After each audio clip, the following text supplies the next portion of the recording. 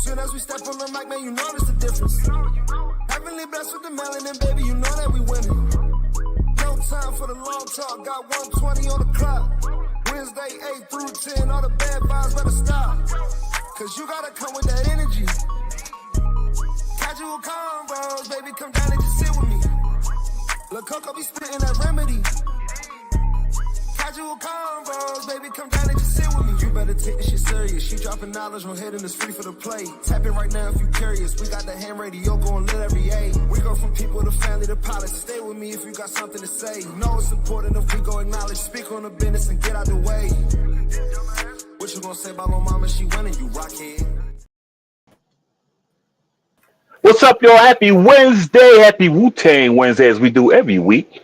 Welcome to the Casual Convo Show. We had conversations about topics that affect the communities, personal and business relationships. We always have the casual convo, so you don't have to have the tough convo. I'm the co-host, Bosco from the Bronx. I got my host in the building, Coco always. What up, Coco? Hello. But we got a special. Oh, my bad. I didn't mean to cut you off. I'm so ready to get to the guest. We got a special guest. What? We got a special guest today. We got Asheville's own. We got one of the hardest working women in Asheville, North Carolina, probably in the whole country. Whitley English is in the building. What up, Whitley? And she got her little baby with her too. She got the little baby there too in the building. Don't get shy. Don't get shy. That's not camera ready. All right. Let's go ahead and get to the. Let's get to the damn, I'm stuttering now. Let's get to the mental health check-in, and we're gonna get the show started. See, this How's is your what mental happens when Bosco opens the show. He gets the stuttering and all of that. But welcome, Whitney. We are completely honored to have you. So before we do the mental health check-in, I just wanted to say thank you. Mm-hmm. No, thank you guys. Not only for allowing us to host you, but also over the last couple of days, I've had the pleasure to actually interact with you, and you have an amazing spirit. I appreciate all the meditation, and I'm like, I'm supposed to be checking on her. She's been checking on me, and so. And I was telling Bosco, I'm like, that says so much, and I'm like truly blessed and honored that I was introduced to you, one, and that two, that you're trusting us with this platform to share your story. So thank you. And I'm not going to cry tonight. I promise. I'm not. I'm already. No, we need you to be you. But I would first like to say I would not be on this show if it wasn't for Mr. Paul Howell. Hey, Paul. He'll pop up. Oh, there we. How y'all doing? Hold on, time out. Now, what did I say before we started the show? I said, Paul ain't going to sit in the comments. He going to be here 2 minutes after the show starts. I told you. What's up, Paul? I got to be here to show some love to Whitney. I know that. That's what we were saying. We said, nah, Paul going to show up. He ain't going to just sit. Nah, he ain't going to sit. We're glad you're here, Paul. You know that. No doubt. All right, so before we start, we're going to do the mental health check-in. We're going to roll through it because we got a lot to cover. So, of course, I'll start. As opposed to the last couple of weeks, yes, some things been going on, but I would like to say I think I'm in a good mental space considering all that's going on. Thank you for the meditation. So yeah, I'm gonna say I'm good. I'm in good spirits. I'm not I ain't tripping. So I'm gonna say I'm good. Who would I like to go next? I'll go next. Yesterday was horrible for me. Talk about growing pains. But today is much better. So what I've learned from yesterday is every day is a new day, and that's the past is the past. That's the past yesterday. Right. And I'm a better me today than I was yesterday. Absolutely. King Paul. Hey, I'm all right. These people decide, I guess, to dismiss this eviction action they was preparing against me, so they decided to dismiss that today. So I'm pretty good. It don't sound like you're not happy. No, I mean, I just realized that that's what was going to happen. But I mean, I shouldn't even have to go through it, really, because I don't have to be sitting and be abused by nobody. And for me to speak back up for myself, and then you gonna run and lie about something, they gonna take it just on your word alone and come at me like that. No. So now I'm overjoyed, but I'm more excited about sitting down with everybody listening to you. Yeah. That's what I'm excited about. So I'm in a good place right now. So that's what I'm excited about. Awesome. All right. I'm good, except for this andropause I'm going through. But that happens with the shot I had to get till I get this radiation treatment. But I'm good. Let's keep it moving. You called it anapause? What's it called? It's called andropause. And what's that? It's like the male version of menopause. Okay. But I'm going through it because I got this prostate cancer. So I had to get a shot for my hormone therapy so they can give me the radiation to get it out. So it drops my testosterone level real far down to where I have a lot of sweats and I'm always tired and da da da da da. Well, but I need to get you on my calendar. Well, now that I know that you're doing this, yes. Trust me, I already had that in my mind. Okay. I already had that in my mind. I'm here with you. I got you. See how things line up? I got you. Oh, we're gonna hold you to it though. Oh my God! Look. Look. Okay, so watch. This is the part where I'm going to ask you guys to mute yourselves. Not you, Whitley. This is you. No, you're not you.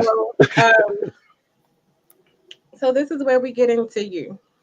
So we want to start with telling the audience a little bit about yourself. I mean, you could share at will, whatever you want. Well, I am Whitley English. I am 36 years old, a mother of 2 beautiful children, 2 girls, one 15, one just turned 1, and one just turned 15. I live in Asheville, North Carolina, Buncombe County. I lived here all my life. And I am a very outspoken individual.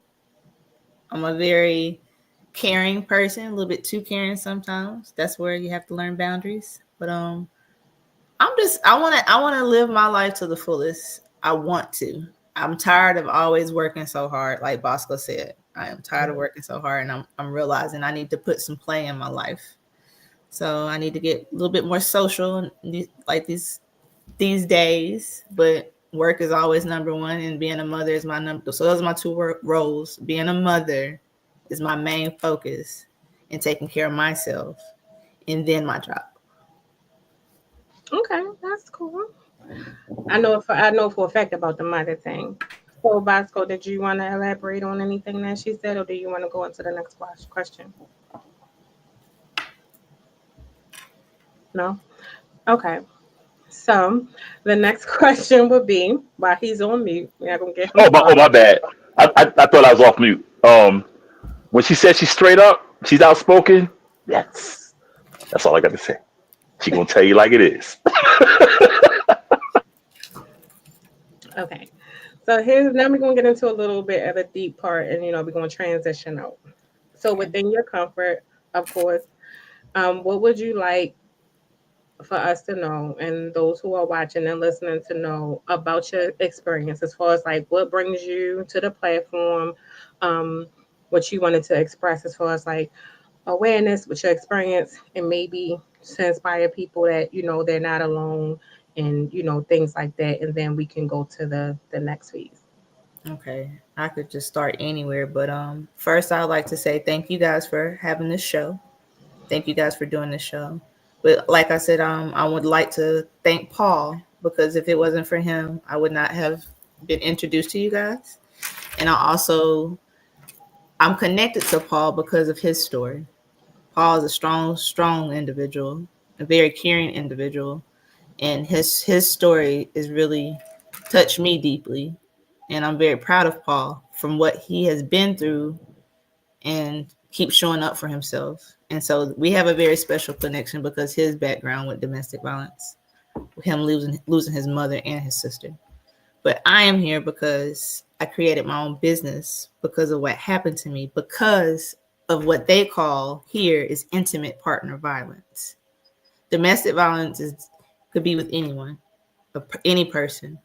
Intimate partner violence is when you have a relationship with someone and then you get you get into whatever y'all get into to where you have to be in the legal system about it. I was attacked in August 19th. I was attacked in August of 2019. I only dated someone for only 3 months. Previous to the attack, I was texted and told that I was a type of bitch to be offed off in a ditch. That was prior to the attack. 3 months later, I get attacked. I had that evidence from day one, and the individual who attacked me got caught putting my unconscious body in the backseat of his car by the police. And 48 hours later, he was let out on a bond. I subdued facial fractures, a broken nose. My front tooth came out from the root. My head was smashed into a car. I was basically almost beat to death, but I survived. And like I said, he was let out 48 hours later. I showed up in court because it was the weekend when it happened. I knew he had got a bond, and court was that Monday. I showed up like I looked. He got locked back up, but they gave him another bond to get out. And then 3 weeks later, I went to file a restraining order, and I was denied to my face and said, I don't believe that you feared for your life because what took you so long to come up here to get a restraining order? That this is the first time I had ever been physically hit by a man. And it wasn't just me being hit. He tried to take my life. Because of the difficulty navigating the whole situation, I had to advocate and navigate the system by myself. There was no people of color that could assist me. And when I got denied the ex parte, it's the immediate protective order, I had representation from an organization here. And so it just showed me how dangerous this is. Every 12 months, you have to reapply for a restraining order. You have to have a trial, and the offender does not have to come. He was charged 2 charges on.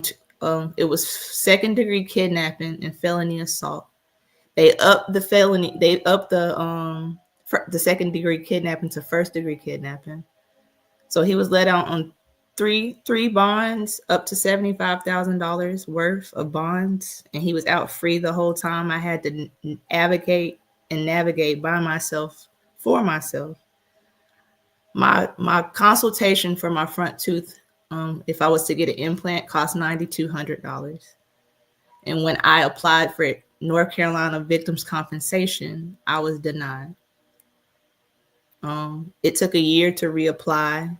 And once I had to wait and appeal and reapply, they sent me $800. I was out of work for like a month and a half, but I had to go back to work. I remember sending my daughter to school, her first day of 4th grade, looking like I did. I walked out the hospital the same night, but I had black eyes for weeks, months. My front teeth was wired.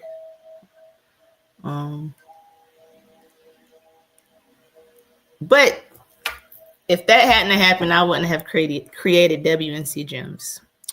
WNC Gems is where we generate empowerment through mindful solutions. I had to heal myself, and I done that by my spirituality and my faith in God. Crystals, connecting to nature. I had to go within myself and to understand and realize, why did I keep choosing dangerous, abusive men? And I realized it's generational trauma. I've seen my mother and my sister go through it. But for me to go through what I went through, I refuse that my daughters at least let them know, like, this is not okay. And for one, this is not okay for a system to let this happen.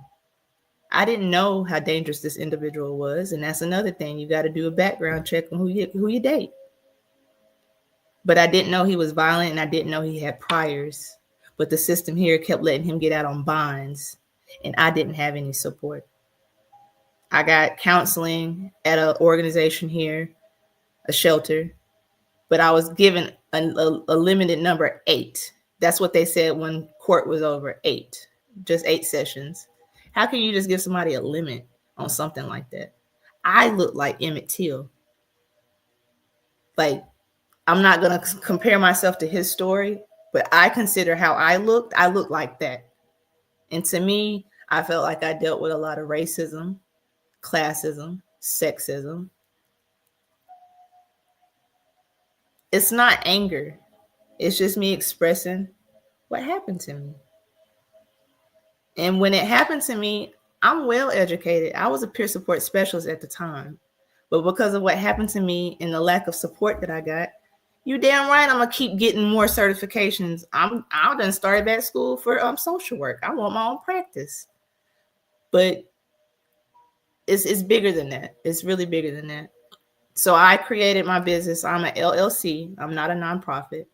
I get contracted through these organizations here who don't provide holistic wellness services. What I do, I specialize in sound healing.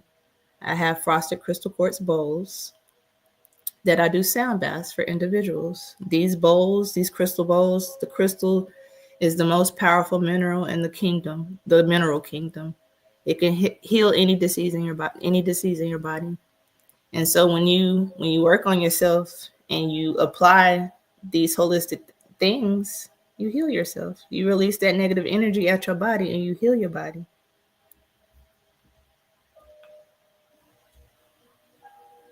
Do you mind taking a question?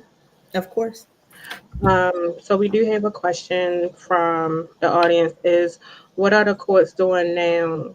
Well, which is kind of one of the questions that we also had on the thing. So I guess we can kind of jump to that one. Yeah. What are the courts doing now to protect women's rights in North Carolina that's going through domestic violence? And I think I want to give you a 2-parter. If I can combine the one that we also had is what changes to laws would you like to see as well?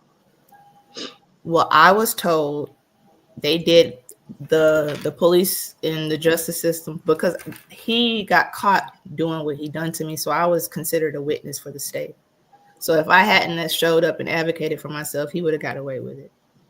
But he took a plea deal on those 2 charges and only got 6 years and 10 months. So for me, it was like, why was I denied an immediate protective order? That's number 1. And then for 2, why was he let out on a bond after that type of attack?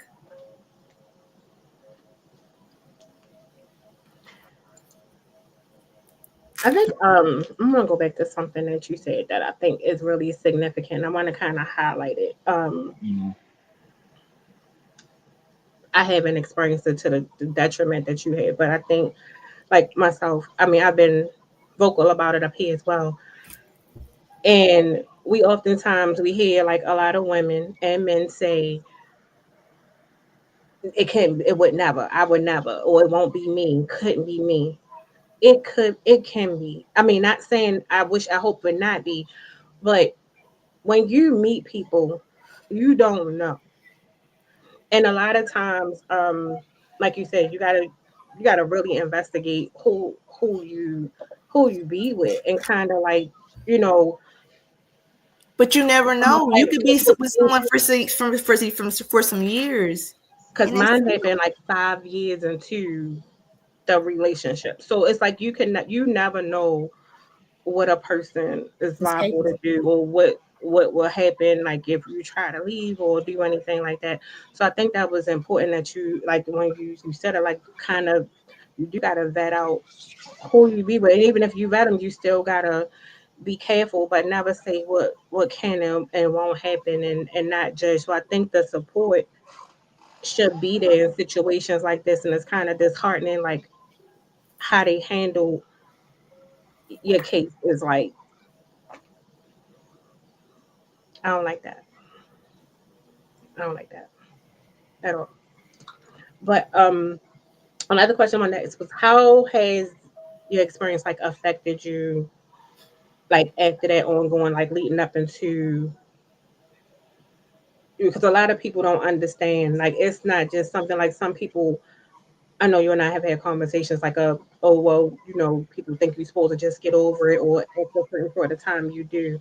Like, how has it affected you, and like, how did you turn that into something great? My life was almost taken, so I've started healing from ground up. So who I am today can't be taken from me. The experience that I've lived can't be taken from me. The knowledge that I have can't be taken from me. It's basically just showing me that we are not safe, and we have to take care of ourselves, and we can't expect the justice system to handle anything, because a restraining order is a piece of paper, and when somebody has the opportunity to put their hands on you and hurt you, that paper is nothing. It's a piece of toilet paper. And then the stress and the what you have to do to get it. Mm-hmm. I accidentally, and if it was so important for the justice system, they would have made sure I had went to court to make sure it didn't get lapsed. So when he's released, I don't have a restraining order, and I have to wait for him to reach out to even give a reason to get another one. Yeah, the system here is bad, very bad, because I think, Coke, I told you how I got stabbed by my ex, and I'm the one that called the police, and they came and got me. And I'm like, yo, she stabbed me. The laws here suck. When it comes to any type of domestic violence, anything like that, the laws here are bad, very bad. And like she said, even with the restraining orders, like she damn near got her ass killed. And he should be doing 20 years. It should have been no plea deal. He should have been doing 10 to 20 years. He should have been locked up. That was damn near murder, man. That's attempted murder. Cause when I was doing the flight, I see those pictures. Me and Coco talked about it. We both was like, I was like, he needs to be in the ground. And I'm just keeping it 100. He needs to be in the ground for what he did. That was attempted murder. That wasn't no assault. That was attempted murder. He shouldn't have got no freaking bond after the first time. But the reason is, when you have a relationship with someone, it's stigma behind it, and it's consequences. It's basically that's true. Basically, so when you ask me what did it make me like, how, the question that you asked Coco was, how was I handling it? How did I handle it? Dealing with that was, you had a relationship with him, so basically, why do you keep talking about it, Whitley? This is what I was getting backlash from my community, my family. I was bribed money to not continue court. I was told by my own family, you should take the money and just leave town, like that money wasn't gonna run out, like my life had a price on it. Yeah, narcissism is really a thing. Yeah, and it's not just men, and men can be a victim as well. It's a vicious, sick cycle. It looks to me like it's just a money racket. it is, because like you were saying about how because you're in a relationship, I don't care if y'all were married. That was I know they didn't. Yeah, that's what I'm saying. They didn't care enough. That was attempted murder. I don't care if y'all were married with 20 kids. That was attempted murder. And I know. And then to throw you in the damn trunk or whatever. That's bullshit, man. That ain't got pissing. I know it's about you, Whitley. My bad, but that shit pisses me off, man. It pisses me off. I mean, I get it, but at the end of the day, hurt people. Everybody makes choices, and like, I made a choice to have a relationship with him. Yeah, but you didn't know. I know I didn't know, but other people knew. Other people knew how this individual was, and they didn't put me up on game. But see, that's not on you then. But still, it's not on you, Whitley. I know it's not on me, but okay. I've created a beautiful, beautiful organization out of this. He gave me he gave me an opportunity to become the best me I could ever be, and to help and support others because they need it in this town. And I feel like that's why I'm still here. What's the town? Asheville, North Carolina. Vegas. The beautiful Blue Ridge Mountains. Vegas. These mountains are so beautiful and so powerful. These waterfalls, we have over 300 waterfalls. Like, I love it here as far as nature, but as far as a community and being supported as a Black woman, I don't feel that. I don't feel that I'm welcome. And I definitely know that I'm kind of scared. Like, I could come up missing one day. That's how I truly feel, because I know that my story is one in the world, like, for how I feel, because this shouldn't have been able. Hold on, no, y'all go ahead. Go ahead. No, go ahead, Coco. Keep talking. I mean, I don't want to say nothing wrong. No. This is your floor. This is your floor. We want you to say what you got to say, because a lot of this message needs to get out. Well, because a lot of people are afraid to. Don't pay me no mind. Huh? And don't pay me no mind. I'm just emotional. Yeah, she's emotional. Yeah, I feel that I can't even drop a tear right now. But it's not that I'm angry. I think I done shed all the tears. Like, I still grieve. Yeah. But I've become so empowered and so healed, and that's the point. Like, you can overcome anything. Do not let nobody break you down to where you don't think you should live, or you should just accept. Right. That's what people were making me feel like. That's just what happened. Shut up. Like, yeah. My family was embarrassed because I posted pictures from day one. Yeah, when I saw those pictures, I was like, I take my tooth out whenever I want, however I want. I'm comfortable with it. I get told, why you ain't got your tooth in? Some days I forget my tooth and come out the house. I'm beautiful. It has nothing. It doesn't take from me. Right. It's a tooth. I'd rather have my life than a tooth. Right. Yeah. Right. That's just one thing. You want to take another question? Yeah, of course. Oh, she's ready. Let's go. Let's go.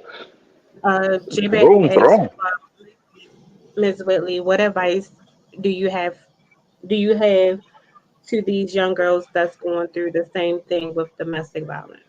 Because there's a lot of young people that's going through it too. Yes. They label it a love triangle when it comes to that sometimes. This is just all a vicious cycle that's learned behavior. And I would say, not to be mean, like for the young generation, you have to learn to love yourself first. And I don't think people understand what loving yourself is or what it looks like. It's okay to be alone. It's okay to have friends, but save yourself till you get married. Do not accept nothing less than what you feel like you deserve. And I think people don't know what they deserve. Mm-hmm. And that's young to middle-aged to old. Learn to love yourself first, no matter what. Do not let nobody take anything from you. Your confidence, like your money, your body. That's what happened to me. I got love bombed. He felt that he spent his money on me, so because I rejected him and didn't want to be with him, he could take my life. It's everything has a hidden motive in life, even if it's a good intention or bad. It's a motive. So young girls do not take money and think, I'm just gonna take all his money, because he think he can just take you, and if you don't want to give it to him, he gonna hit you or try to take your life. I'm glad you mentioned that, Whitley, because me and Coco, we talk about that, and we say how if a guy leaves with money, that's his thing. And if he gets used, he's going to be pissed or whatever. But that's his fault because he led with his money. His motives. His motives. His money. Yes, yeah. That was his money. That was his motives. Yeah, and I've got so much heat for telling people these are the guys you need to leave alone because they will use you. They will use you. They will use it. And as soon as you you play them, which they deserve because they led with their money. They didn't have anything else to offer. They get mad, and then all the nonsense come out with them. Da da da da da da da. Yeah. Yeah. But continue on. Okay. So my next one is, I know. Let's go into something a little light. Because I think we're all. No, I'm okay. I'm okay. Because I'm not. Because girl, I want to fight. I ain't going. Because because I feel it. Like I said, just talking to you like over the last couple of days, and you have a spirit. You get what I mean? And I know you have a strength. So to hear you say stuff like, if something was to happen to you, and if it's not only just a person, but when you have like a community that's like against you, that's trying to silence you, it's like disheartening. And I feel, and it's like, I'm here in Baltimore, I ain't there, so I'm like, I want to come down there, and you got it happens everywhere though. I know, but I'm just saying, like up here listening to you, and it's disfortunate because we all just got finished talking about like women's rights and all of this stuff, and everybody preaching all of this stuff about laws and women's rights, but you not protected. Like, women are still not protected. You were not protected, and you're still not protected. You still don't feel safe. And then you have two beautiful girls. You know what I mean? Like, and that's the part, like, I'm sensitive. I'm sorry. I'm a bit stuffball. But and I know you like, I got this, I'm strong, I have purpose. And I mean, that's beautiful in itself. And I know you do, but it's kind of like, you want to just hug somebody, like, girl, I got you. We gonna tear this up together. But it's like, you know what I mean? Like, even you got Drew commenting like, now Whitney, we ain't letting nothing happen to you. We here in Baltimore, like, we gotta come down there. And stuff like that is like, it gets me because not only from like the experience, like, it's just sad because with everything going on, nobody should feel like that. Especially not a person like you. Like, you don't even know me, and you've been like checking on me every day. That's crazy. But anyway, tell us about the organization. Let's go to something. It's the spirit. It's the spirit and the heart that God gave me. I hate to say it. I did not deserve what happened to me. You didn't. But it was a catalyst for my purpose. Mm-hmm. I'm turning my pain into my purpose and my purpose into my power. And people may feel like it's just like all about me, and I don't care what people think. I want people to know and the world to know, like, this was unjust, this was malice, this was evil. And if nobody could help me, I had to help myself. So that's what I want to like my message should be. Like, you can help yourself. Nobody else is going to help you. You have to show up. I mean, people will support you, and I'm not going to say I haven't had people to support me, but I had to diligently go work and find that support. Because a lot of people didn't want to help me because they like, well, you ain't supposed to be doing what you're trying to do. Why not? Right. So I am a community health worker of the state of North Carolina. I took a class in 2020 through Catawba Community College. And from there, it's been on. I've occurred over like 40 certifications, and it's not about having the certifications, but I like school. I love school. Shout out to Idris Culinary Arts. And I was hospitality management, and I graduated in 2016. So that gave me the expertise on how to run a business. Yep. I can manage a hotel, a restaurant, anything. Amen. Anything. So hey, I graduated my hospitality next year, right? We're not talking about you. Rewind it back. Hey, look here. Look, So Whitney, we were to say it quiet. Be quiet. Like, go ahead. No, go ahead. You know I so gotta throw mine in there too, but go ahead.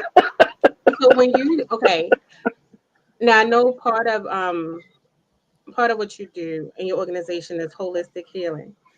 What got you started into holistic healing? And for those who don't know what it is, can you tell them more about that? I'm not gonna lie. There's a lot of things that I've done because of what happened to me. It's just it was information within my body. You know how we do things and don't know what we're really doing. So the main thing, holistic healing is like an alternative medicine outside of Western tradition medicine, where you take pills, and not to say those things can't save your life, but there's other alternatives, a more natural approach. And so the first things that I really got into was counseling. I do not say counseling is amazing. I've been in counseling since I was 13 years old, and I always tell other people it's okay to get a perspective from another person. But I've also realized a lot of these counselors here weren't of color and had not been through no type of experience that I've been through. Mm-hmm. But counseling, yes. And then crystals. Oh, I love my crystals. That was the first thing that I was really drawn to, because I seen what the crystals were, and I looked up the properties of them and what they do. So I was looking at the words of the emotions and what connected to me. You don't have to really go specifically pick one. Just go to a store and just browse around. Want to call to you, you'll pick it up, and then you'll want to learn about it, and then you want to keep it and wear earrings and rings and necklaces and put it in your pocket, put it in your home. It raises the vibration. It uplifts your home, the energy, the spirit. So what we're doing is clearing our negative energy with holistic natural things from earth. Like the bowls are frosted crystal quartz bowls from the earth. They're over thousands of years old. They did sound healing in Egypt. But I'm glad you said that. I'm so glad you said that, because the temples. Yeah, right. But so many people think if you just go get some crystals, all of a sudden, they think they just this holistic neo soul spiritual. You know what I'm talking about. And that one is deeper than that. You have to literally connect with your crystal. You have to know what you're holding on to, what the purpose of it is that keeps you grounded, even down to meditation. Like no meditation is the same. And nobody really like it really gets it. And then even depending on like your spiritual realm, you may meditate differently. And a lot of people don't get that. And they just like, oh, I'm gonna go to the store and I'm gonna go get me some crystals. Oh, this one was a cute one, so I'm gonna go get that one. No, don't just get the cute ones. Some of them little funny looking ones, they be the ones you really need. That they really get together. But if you just gonna get it and you really don't know the purpose of it, you just holding on to. And you have to learn how to charge them and clean them, and like I'm still learning. It's a continuous journey, but when you're intentional about it, everything has to do with intention. You know, my son, when he got into it, because like my great grandparents, they were like Indian, so certain things of like meditation and things like that was like deep in our family. So when he started getting into it, he started getting he would take him to a specific like beach area that he would go to, where he would do his crystallization, his meditation, and all that stuff. So we have this thing, nobody could touch our stuff. And that's what it, because that's yours. You don't want nobody energy on your stuff. And a lot of people don't understand, like, oh, I can no, you don't touch it. You got to protect it. And he would, and anytime he would go get it, that's where he would go. And I'm like, I'm going with you. No, you're not. So yeah, I'm glad you did mention that, because a lot of people really don't understand the power of that. It's really the connection and what it really does to your energy field. Knowledge is key. Yes. Knowledge is key. And if you really are intentional about things, all you got to do is look up something. YouTube, the phone is in everybody's hands all day. You can scroll Facebook. You can do some digging on some different stuff. And I'm not telling anybody what to do. Just be open-minded and be curious. Like, don't judge somebody. Like, ask them why they do what they do or how they get into what they do. And maybe you might learn something. So outside of, what else do you do? Okay, so the bowls, the crystal bowls, they correlate to your energy centers. So you have 7 chakras, and I have 4 of the 7 chakras. I had basically 5, but now I have 4. One of them broke. But just doing the sound baths. You can even listen to the tones of the music on YouTube, and if you play it, like, it uplifts your spirit, uplifts your mood, it releases the negative energy. I have essential oils that I've bought and I sell. They're high vibe aromatics from Adora Winquist from the soulinstitute.co. But I wholesale all my products through her. They're called the Sacred 8 Infinity Collection. And say that one more time. The Sacred 8 Infinity Collection. You can either purchase them through me from what I have and with my last order that I got, or you can purchase them through her, the soulinstitute.co. Oh, okay. And if anybody wants to know, you can, if you check the banner, you can also support Whitley's organization. You can go to WNCGEMS.org. That's WNCGEMS.org. I'm sorry. Go ahead. Oh, you're fine. So let's get into what a community health worker is. We advocate in North Carolina for the 5 social determinants of health. And I'm going to read things so I won't miss nothing.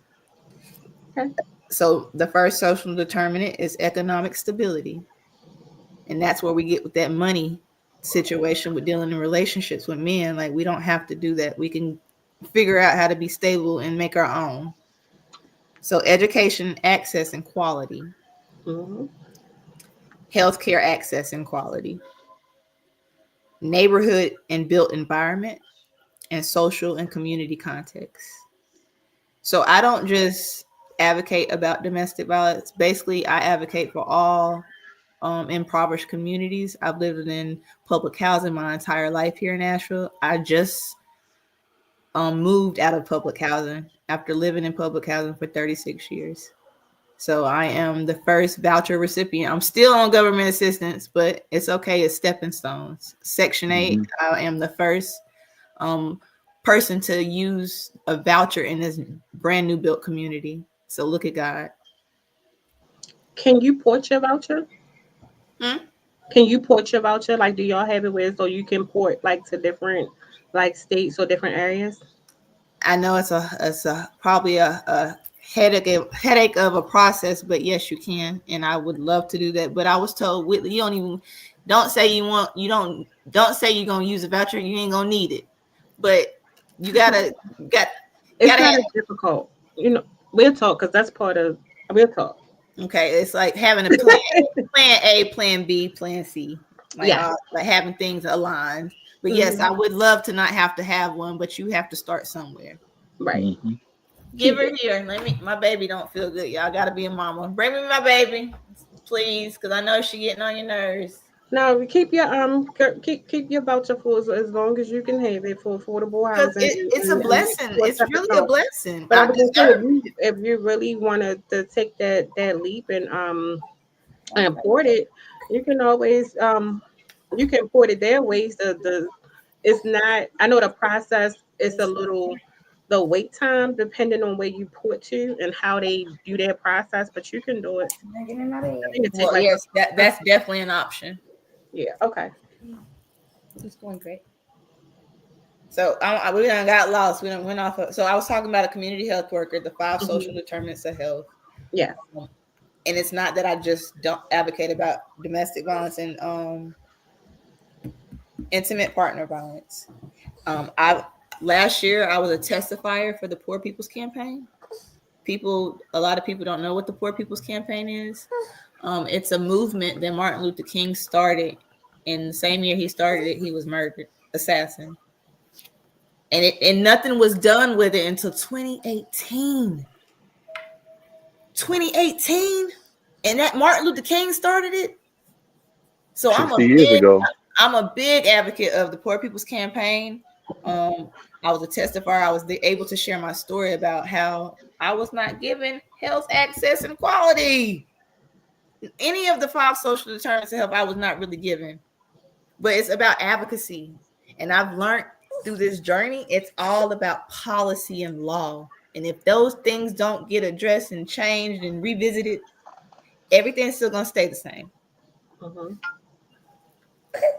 So change my mind. So poverty is the 4th leading cause of death in America. Yes. I was a poor woman who was Black, who lived in projects. They didn't think I could, or they didn't think I was going to do anything or could do anything. So that's why I go so hard the way I do. I lived, I survived, and I'm here to tell my story. I'm not here to just bash him. I feel like he was lost in the system as well. I created the business. I created the business to help men as well. The first name was Girls and Guys Exercise and Mindful Solution. It threw a lot of people off, and then I didn't want to separate. Like I did not separate, but you know how there's people who don't consider they're a girl or a boy. So the LGBTQ plus communities. So I just changed it to generate an empowerment through mindful solutions. Okay. And we're advocating for a better quality of life through authenticity. Right. I like that. Okay. Don't take my baby. So I do sound healing sessions, but I also do workshops for the community. Okay. What type of workshop? I've done community cleanups where people, anybody who signed up to participate, they get paid. I did 2 of those. And then I did how to advocate at City Hall. And a lot of people didn't know about public comment and speaking. Shout out to Paul. He's always at City Hall speaking on what our city needs. And so just giving people the information and knowledge that they need, because this next generation coming up, they're our future. Yes. And TikTok and Facebook and Snapchat and Instagram, like if it's not like real positive things that people are ingesting, digesting, our world is not going to be okay. I agree. Yep. I agree. That's cool. We still keep on going. I know you got this. Look, this is your time. Use it how you want. We not stopping you. I've done. I told you this is all about you. When you came on that time, I was like, "You sure this? You know your purpose is see great. You need the whole time. This is your time." I've done personal development book clubs. Mm-hmm. Well, only done 1, but we did like a 4-part session on all the chapters of the 4 agreements. Everyone, I recommend getting that book and reading it. Okay. It's so tight. Somebody sick. Okay. We did so because of the good work that I have been doing in the community, I had self-help reach out to me and want to partner, and we did a financial literacy workshop for the children in Maple Crest in our community. So the money, I let them create a budget for the money that I was given to give them to do what they wanted to do in the community. Oh yeah, you're definitely gonna be blessed. Oh yeah. Everything I've done is through my own money. Mm-hmm. But I've also been blessed and had given the opportunity to work with Mountain Housing Opportunities here in Asheville. Mm-hmm. And they've been sending me to Community Leadership Institute conferences the last 3 years. And our team, when we go and represent Mountain Housing Opportunity, they give us $4,000 every year. So I created that opportunity for me to utilize that money for my business. So that's the only funding that I've been getting to do the work that I've been doing in this community. I've applied for grants, numerous grants I haven't received one. I got a question. What was it that this? When was it that the light bulb went off in your head to say, "I'm going to do something. I'm going to"? I guess the first step you made to get to where you are now. What was the first thing? I know. We're going back, but what found was? out that he was getting a bond. Yeah. Wait a minute. Before you answer that, I got one thing. Do you write your own grants?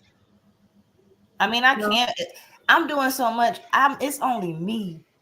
Not to say that I'm not grateful or not capable, but I can't have like that's a lot of work. Grant writing is a system within itself. It's barriers to it, and it's so much to it. And they ain't approve you for none of them? I've applied for one for 50,000. I didn't get it. I've applied for one small one for like 2,500. Didn't get it. Did they say why? Did they give you a thing of why? Or did they say no? Do you want the truth? What you think I feel? I think I know, but you can say picking and choosing. Okay. Picking and choosing. It's okay because God got me. I don't. What I'm gonna get is what is tenfold, 10, 11, 12-fold, and not to be arrogant because I've been done so wrong, and I have no hate in my heart for nobody. Right. Okay. It's just like I said, it's fueling me, it's empowering me, and it's healing me. Okay. I mean, I honestly feel like can't nothing take me out but God. That's the way you gotta look at it. That was a near-death experience. I experienced near death, and not to mention, I lost my sister in 2016 when I was in school with you, Idris. I lost my sister the last semester of college. And I feel like that was more hurtful to me than what was done to me. It's a slap in the face that our justice system allowed what happened to me happen to me.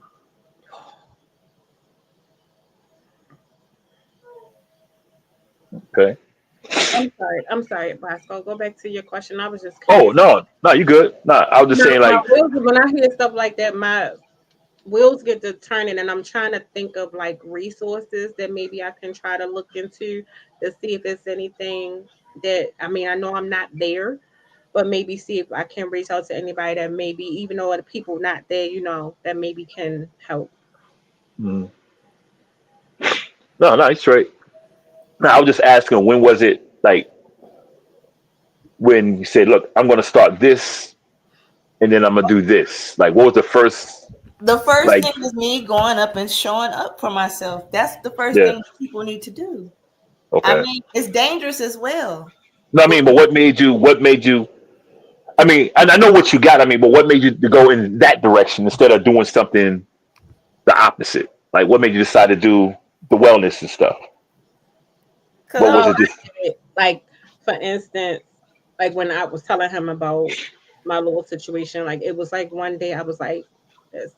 I ain't take nothing but my kids, and I was out. I literally started over, and you get what I mean. And then I was like, "This is the plan." Instead of me giving up and just bowing down and letting whatever happen and going a negative way, you took that and you linked on your strength and your faith, and you made something powerful and unique.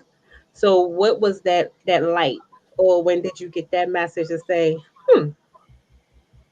I swear, like I said, when I showed up for myself every day, when I showed up for myself in court, those 3 days later, I knew I was going to be doing something. I didn't know what. It's organically evolving into something that I totally didn't expect.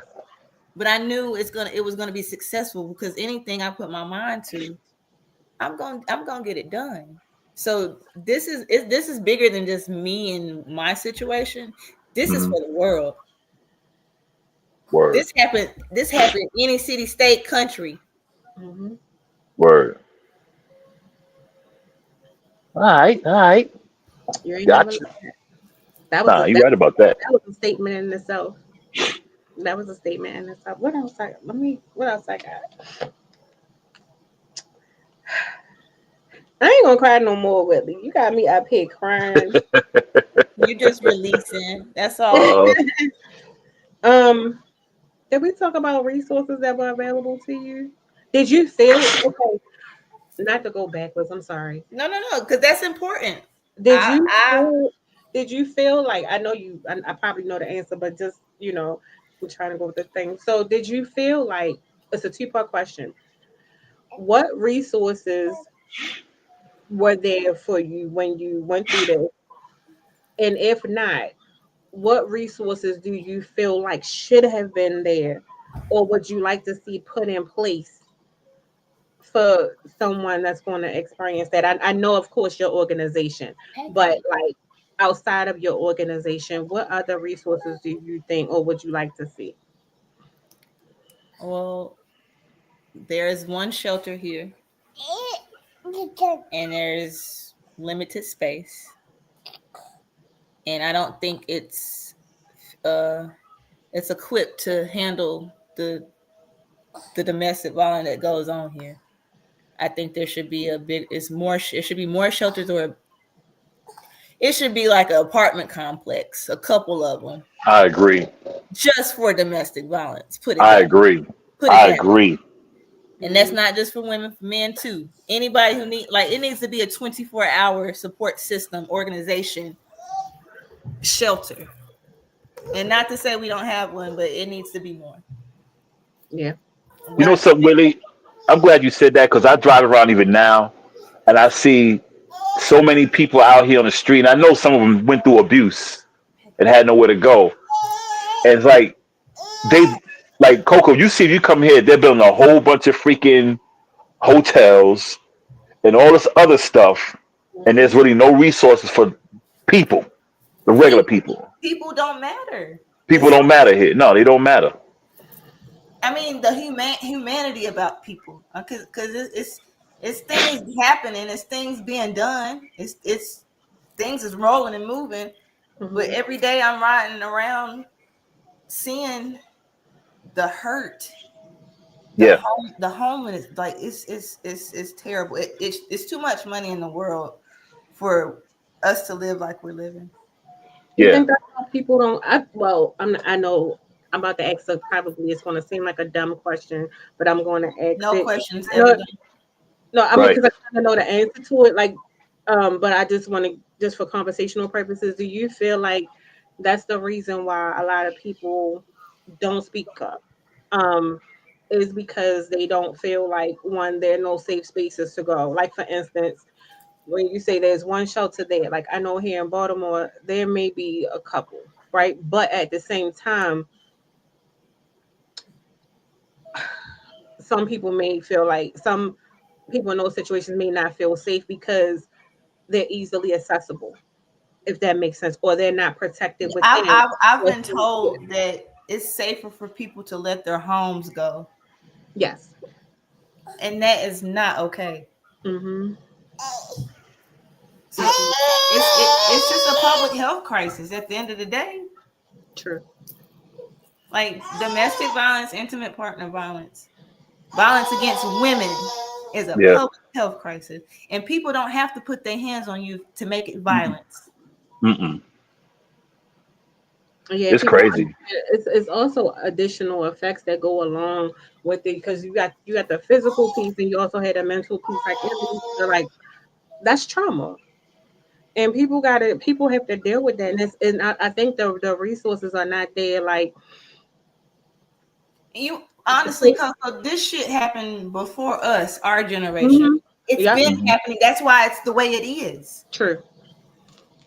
We are born into this shit, and if we're not aware and become aware and fight through, push through, we gonna be another statistic. Yeah. So that's what clicked to me. I'm not gonna allow them to just think that's okay. What happened to me? Right. And I'd rather become up missing or dead because of me fighting, or me sharing my story and trying to help the world. Yeah, I agree. I think that's why, even as Black people, we just, all we got is us, and we need to stop dividing each other up, because we got to fight, because no one's going to fight for us. Mm-hmm. And we got to fight for you. Yeah, that's what I'm saying. They do need more. One, I think they do need more stricter laws when it comes to um, domestic violence and intimate partner violence, because I mean, on both sides of the spectrum, whether it's towards men and women, um, and especially in cases like Whitley, there's no way that should be overlooked, or even if it safety measures should be in place. Resources should be like immediate, instantaneous, of safety measures to keep this person safe. I feel like there are more laws in place for puppies and dogs and cats than Oh people. yeah. And that's crazy to me. Yeah. It's Oh crazy. yeah. Oh yeah. If you're a dog, oh yeah. But You harm a also, dog. where are the safe spaces for men to go who Not Moet. are offenders and who want to change and who want to heal? Where is that opportunity for them? It's not there. Nope. Not. There's no reform. And I was thinking about that the other day. How okay, you go to prison to be punished, I'm sorry. but you should be reformed. But it's just as someone who's been to prison, it's just as bad. In fact, it's worse in prison than it is out here. You can go to prison for doing something minor, and you come out worse than what you were when you went in. Institutionalization. Yeah, worse than you went in, and then and I'm not making excuses for people who commit the crime, but there has to be some type of rehab so they don't keep committing the crime. But on the flip, you still got to have the place for the victims, and stop acting like you got to bend it, be nailed death. Say, oh, let's do something about it. Assault is assault. Period. It shouldn't be. You got to wait for something to happen to get every restraining order. You got to keep renewing it every year. No, when you put a restraint on a person, 12 months. That's what I'm saying. Yeah, it shouldn't even be that. I think that should be indefinite. If that It should be indefinite. Yeah, it should be indefinite. It sounds like right? Yeah. This should, yeah. And then it's one day. It's one day a week in a certain amount of window where you can only apply for a restraining order. It's crazy, and that one moment could be a matter of life or death. You know that yourself. You're a prime example. And that's where the system is messed up. And I would say it's not that the system is broken. It was created this way. That's how it's always been. They don't care. Now, if you had money, Whitley, you know that. If you had money, like crazy money. If I was a prominent white woman. Oh, yeah. He'd have been doing 25 years. And it's men going to jail for drugs more than what my attacker got for his plea. Yeah. And to me, that's the problem. It shouldn't matter what your social economic background is of how protected you're gonna be. Like, we're all human beings. That's your life. You get what I mean? Like, that bothers me.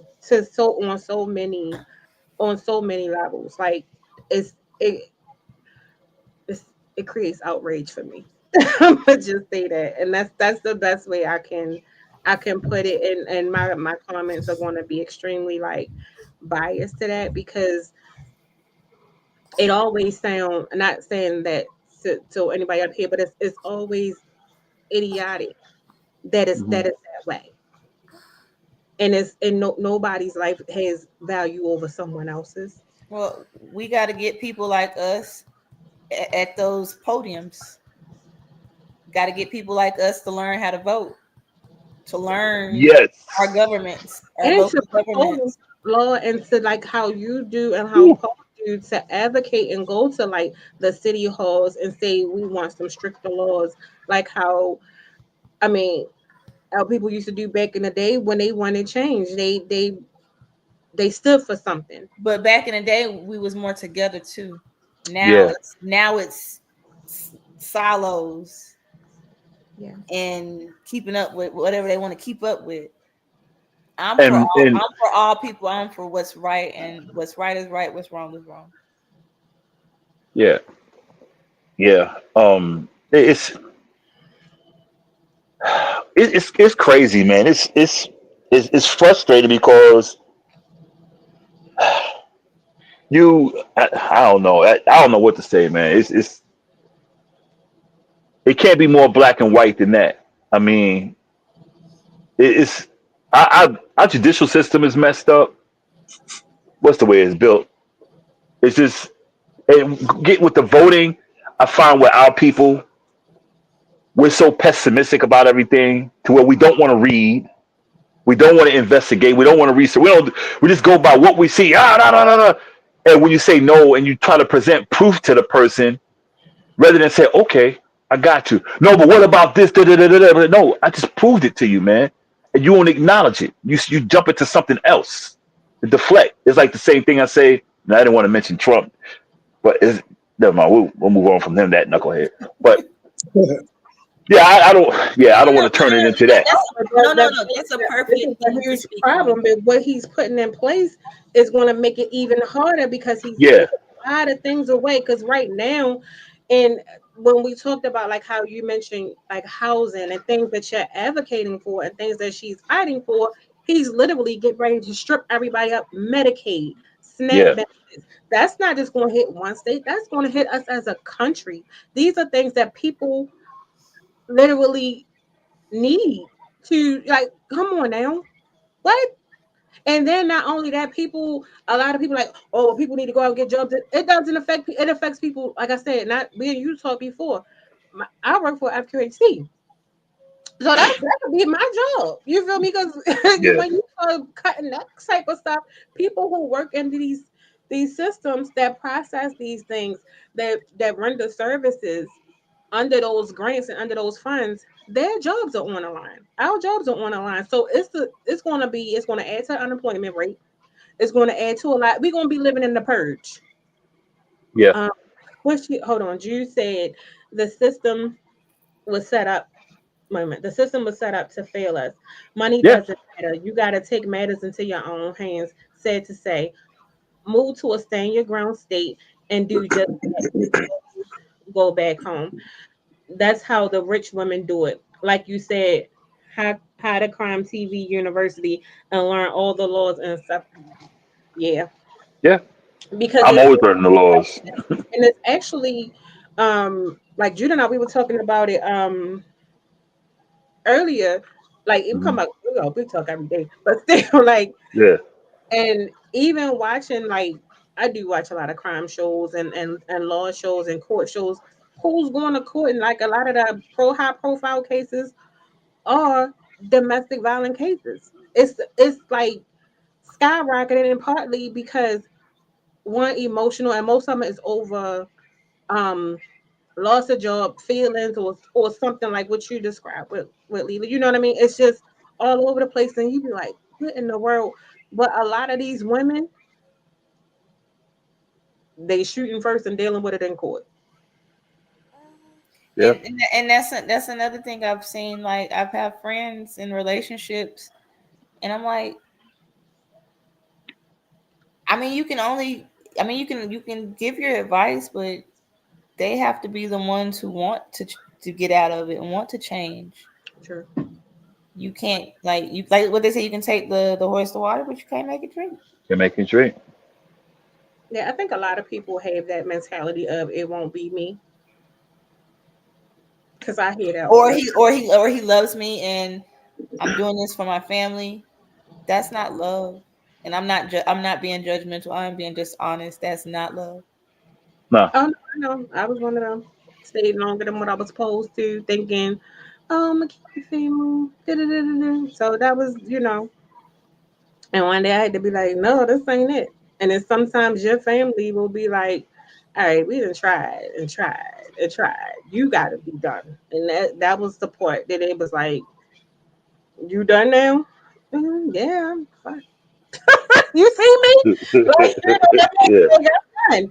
But it was just like, and it's just said so when I get into it, not get into it, but I have this conversation a lot, especially with like women, and it's always, I ain't gonna never, ain't nobody, I wish a mother. Yeah, I used to say the same thing until that motherfucker do. we can be as tough as we want. We could talk as much trash as we want. But at the end of the day, a man is a man is a man is a man. And a woman is a woman. You can be the best fighter that you want to be. And they don't like a strong one talking back. And that ain't not like a crazy one, because a crazy strength is different from a regular man's strength. You ain't lying. So I'm 5'2", 125. You ain't that big. No, I'm joking. I'm joking. My attacker was 6'2". No. 6'2", 255. No. Yes. That's like Bosco. Bigger. He's yes. Because I'm 6'1", 270 something. And a lot of people were just like, well, she shouldn't have dated him, or that's what she get. She should be quiet, let it go. She lived. That's cold-blooded, man. Oh, yeah. It's cold-blooded. It's cold-blooded. Who does she think she is? Let's not support her. I've been having so much trouble finding a space just to do community workshops. Are you serious? And that's why I just feel like I'm not gonna let nobody run me nowhere. That's like Goliath or Thor. That's like Thor and Robin. Yeah. And that's what that was. Mike Tyson and Robin, like. Yeah. She's gonna be all right though now. Oh yeah. Oh, Paul speaking. Paul speaking. Yeah, I've been here on I'm joking around. But yeah, Paul ain't said that in the whole hour. That's why I like Paul speaking. I heard. This all you Paul. Go ahead, Paul. My bad. I had to say something because yeah. Whitley is real good people, and like she said, we have a real strong connection that is just super beyond connection. It's just cool though. But these people around here will not help you. They will not support you. They want you to support them, but they will not support you. And when they call her to support them, she's there. But you will never see them return the favor. You will never see them mention her name, her organization, none of that stuff. Now that's all right because it's all going to come together. Because right here on the Casual Combo show, people are going to know what's going on, and things going to come to light. Oh yeah. This little town right here, they like to keep things hush hush. Mm-hmm. But one thing that's not going to be kept hush hush is there is no emergency shelters here for anybody that is assaulted, be it late night or whenever they are assaulted. Nope. There's no emergency shelters for them. Nope. So now, if they got to fend for themselves and go back to their place of residence, or if they got money or people where they can go and camp out, whatever, then they got to do that. But that is not what should happen with them. If they are going to report an incident, then they are placing themselves in danger at that moment. They should be able to acquire emergency shelter right then. That is one thing that we are pushing for. The other thing I say about this domestic violence protection order, that thing ain't nothing but a piece of crap. It don't mean nothing because people don't follow that. They don't give a damn about that. They don't take that. They're going to say, they're going to sign and all that. Yeah, I agree, blah, blah, blah. First thing you know, 5 minutes after they leave there, they sitting right in front of somebody's door looking, watching, see what they're doing. So that's a bunch of crap there. So we need to make that doesn't work. If you get one of them things, that means you don't come out, period, around nobody. If they even see you around their house, anywhere in the neighborhood, if you're in the neighborhood, that's considered 500 yards. 500 yards, like the 6 offenders. 1,000 yards. You can't be 1,000 yards. Yeah, 1,000 yards. You can't sell drugs with 1,000 feet of the school, so you can't be within 1,000 feet of somebody. 1,000 feet. How it is, 1,000 feet. They don't care about what said on that piece of paper. Yeah, that's something that don't mean nothing because they signed it just to go ahead and get their release. Yeah. So that needs to be tightened up. Just like you got a data bank for child molesters and all that stuff, you need a data bank for domestic violence people. You need a data bank for them. So if people got questions about them, like you say. You got to find out who you dating. Then I can pull up this doggone domestic violence data bank and see if you in here. Yeah. I mean, they got where you can find out if somebody's a child molester. Hey, let me find out this person here is abusive. Yeah, real violent. Yeah, real violent offenders. Yeah, violent offenders. Yeah, let me check them out. I'm saying there's nothing to protect. Now, see, let me finish because I got all this stuff for you. I've been waiting. Did y'all realize? I'm gonna care for why Whitley is gone right quick. But did y'all realize that wife beating was legal until 1920 about the in the United States? Yeah, it was legal. Yet it wasn't really drawn attention to until the 70s, 1970s. Of course. When it became getting more attention to it. Mm-hmm. Okay. So now, do y'all realize what state was the first state to rescind the legal right of men to beat their wives? Alabama. That's a surprise. Alabama, 1871. That's a surprise. I thought they would be one of the last ones. Yeah. You know. Realize North Carolina didn't do nothing until about the 1970s. Yeah, that don't surprise. And then the punishment in North Carolina, that's what we got to talk about, the punishment. Because see, it's just considered a simple assault, a class 2 misdemeanor. Yeah. And that's another thing. Who's deciding what charges for what? Yeah. Because mine's wasn't assault on a female, simple. It was two different. Like it was first degree kidnapping and felony assault. But why wasn't it a whole bunch of other things? It should have been attempted murder. Like I know we know he should have had quite a few. He should have had quite a few charges. It's we know what it is, y'all. We have like I was just saying that we need databases on the people. We have to create those organizations ourselves. Yeah.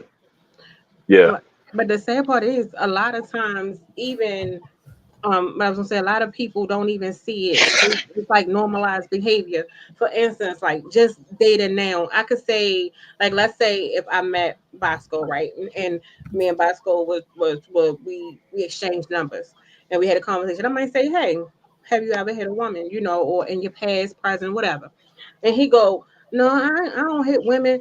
I mean, but it was more. No, it was one time, my ex, and then I had to push her.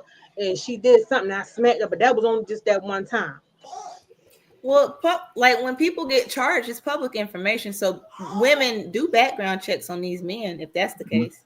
Yeah, but stuff like that may not be reported. But that smack could have really been you get what I'm saying? Could have been more than that. Could have been a punch. That's what they're gonna say, and in their mind, I told you, and I'm telling you, I'm liable to smack you up real quick. But a lot of us might be like, oh, well, he said it was her fault. You get what I'm saying? Or something like that. It's always he say, she say. It's always. Oh, always. No. Let me tell y'all, it was rumored that, she spit in his face. I heard that too. What? I heard that. There's statements in my paperwork that said that I had failed. He told the police I failed. But you know what? Even with a spit, I don't care. That was as big as he was. He could have just smacked the shit out of me and went on about his business. No, still that's no reason. You know what? But I didn't do it, and I wouldn't do it. Yeah. When I stayed in Charlotte down there, my next door neighbor, in Charlotte, my next door neighbor, she spit on me during the argument. That's the worst thing you can do to somebody. Yeah, I was tempted to hit her and all that, but I didn't. I just separated myself from her. I never really dealt with her again like that. Ain't that she tried to apologize and talk me everything, but you gotta have that weakness in you that makes you feel like there's something that anything that a woman does to you requires for you to physically attack that woman. With you being a man, knowing your strength, your capabilities. It's mother wounds. You gotta realize that there's something lacking in you. If you gotta feel like if a woman says something to you, she cuts you out. If she can call you the sorriest piece of shit on the earth, there should be no reason for you to want to put your hands on her. Nah. Just take it. I'll just be like, bitch, forget you. I'm not gonna hit her because I'm back to you. I'm not gonna nah. And I mean, it's just like there's no protection. There's no regard for women nor children. No. Women are the Dogs. least protected. Women are the least protected people on this doggone planet. Say it again. Because when I Dogs. say it, I'm told I'm wrong, or I'm being an angry black woman. No, women are the least protected because there's no laws protecting them. Like you see, like with this domestic violence crap, it's a misdemeanor, and I mean they really got to put charges on you for it to be something. And see, that's the bad part. That's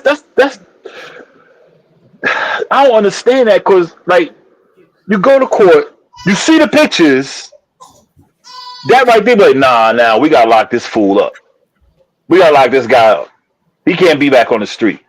If I was in the courtroom and I'm the DA or whoever, and I see them pictures, nah, he ain't getting no bond. We need to remand this guy. He don't need to remand him. He don't need to get out. Give him a $2 million bond. Mm-hmm. The pictures alone should have been like bond revoked. Well, man, that's what I'm saying. He shouldn't be on the street. At all. Look at the pictures, you be like, no, nah, remand him. Next court date, da. But see, nobody's We want pushing a for these bond, laws. $20 million bond, or you want a bond, all right? Give me 20 million cash bond. You get out. Okay, that begins with our city council pushing it to our General Assembly. Our members in General Assembly, Judy Mayfield and Chuck Edwards and them. That's where they got to come in. But see, we got to have people pushing it to them, or we can try to skip over them and get somebody to take us down there to Raleigh and face the General Assembly and see if we can't get them to push something. But it's got to be taken to them and pushed by them to become a law. But see, nobody's even thought about pushing that because they all thinking about money, and women are the least thing that's on their mind right now. The protection of women is the least thing on their mind. I mean, you got to realize that in 1965, this was just in 1965. It say beating became grounds for divorce in New York, but the plaintiff must establish that a sufficient number of beatings had taken place. You hear what I'm saying? How many? I mean, damn! How long they got to stay around to take how many beatings? How many beatings are sufficient? Dead. What's your process to propose law? What's your process to propose law? Like, like some state, I know each state is like different. I never even looked that up. Like, look it up. How as a citizen, how can you propose a law? And you can go to your district. You can even start in your district. I don't know signatures first. You got to get a certain amount of signatures first. Once you get that, once you get the signatures, then you can present it to the thing, and then they'll take it from there. That's the process. Now, how do you write? I mean, like even writing it up, or is it this? Because I get the. You have to write up the proposal, whatever it's going to be. Then just get the signatures, or you can do it online with people that says do a digital signature, whichever one. And once you got it, your proposal law. Yeah. And then you can call it the Whitley English law. Seriously, that's how a lot of laws. You know what? Certain things happen, and they have laws based off of certain cases. See how you can propose that, and then I'll help you write it. Okay, then it needs to be proposed, like I said, first to the city council people. Yeah, you gotta go to the city council first. County people get the city council and the Buncombe County commissioners and get them to back it. Then have it shot down to the General Assembly and push it to the General Assembly and have people that's on the General Assembly as representative of North Carolina, Western North Carolina, and have them co-sponsor it and say they want this to become the Whitley English Domestic Violence Intimate Partner law. And that's where it goes to. So y'all know what we're doing, right? We real time organizing. We strategizing. Because I'm sitting there writing notes. I'm writing notes now. I got 2.5 weeks left of school. I'm gonna have extra time. I'll help you write it. Because it'd probably be better to do something digital so that way they can see you have a back end behind you. And we can kind of get like started and like kind of spread it, and you can get people to just kind of sign it, and then you can present it to that and say, hey, people know that, and then it may also be like a chain effect where so other people in other states may adapt the same, like we need this shit too. You feel me? We need to get the Like I said, database this is for done. the world. We need to get a database done, like we're talking about. Where Said, if when this does North Carolina go into legislative session in the state in North Carolina at the state level? Did y'all let start me already? see. They said when? They just went recent. They just recently went back in because they went on vacation when they held the money. They're supposed to come up here doing the aid for the aid, so they held the money, or Everybody still started this holding the week, money right? hostage. Yeah, I think they did that Tuesday. Was it Monday or Tuesday? No, they've been holding the money since November.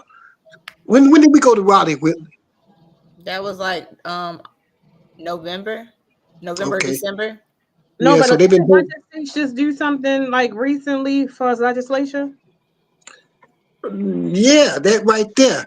And they are saying that money from down there in Raleigh, they gonna pass it out in the loans. How in the hell y'all gonna loan somebody financial aid assistance? How y'all gonna loan money to people? No. Y'all He's not voted talking to about get it. that part. So when your state go to legislation, that's like a window where you can propose. That's I guess Okay, that's, yeah. So look and see if they hold like another one. See what that time frame is, and you can know what your window is, so that you know what your time frame is to prepare. Like when does North Carolina do it? Because I know a bunch of states just got together, so I don't know if that was just that specific one. So you can probably see when they hold it and see if they got one coming up or did it pass already. well, they probably in that. They probably in session now. I And think see, so. and see, people don't understand what these meetings mean, who the seats, what the agendas. Like Paul, like he is assassinating the city in the city building and public comment. It's all types of meetings that we all got to be a part of and involved. And we got to learn how to navigate and what this stuff is. Right. So we had to do some research. Okay. Check that out. I'll check that out. The General Assembly. But yeah, that's where that's where everything gets made into law. They get down there, and the Just General for Assembly. just food for thought. Dr. Kyle Berkeley said, I held public office in Maryland for 8 years. If you typically want to start caucusing for a bill before the legislative session. Okay.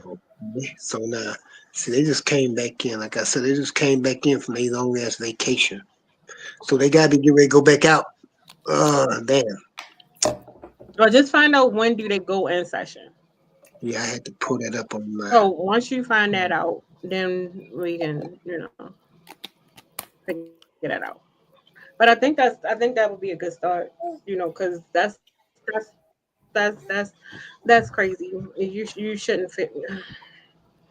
You said a But lot to see, give me a lot also, to think about. well, yeah, see, she need a lawyer that's out. I keep telling her But also, she need a lawyer outside of Asheville because there's but no the lawyers thing up that here they that have can to be help able to practice. Yeah, that they have to. But the thing about that is the licensing them. They for have to raise their practice. Yeah, how they can practice.